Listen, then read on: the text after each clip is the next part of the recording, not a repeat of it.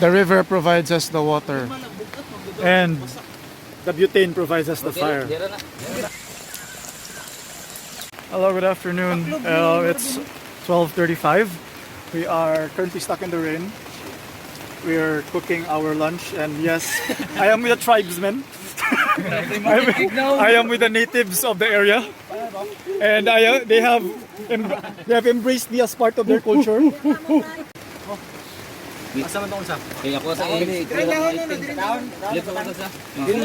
We are already on day 35 of our survival. They have showed me their secret magic method of making fire, called the cricket. Survival 101. We have hunted a chicken from the market.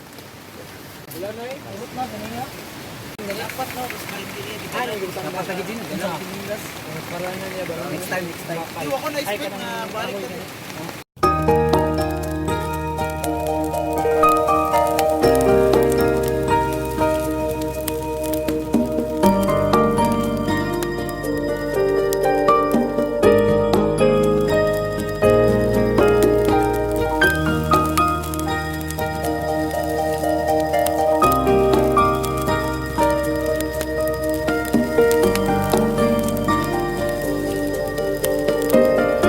The rain has finally eased up, and we're still preparing lunch.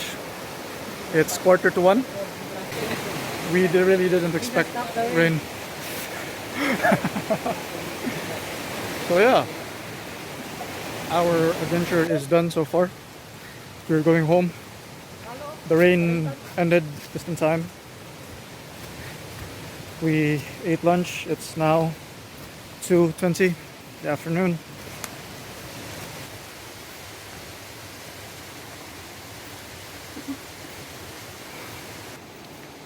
Saludo po matay.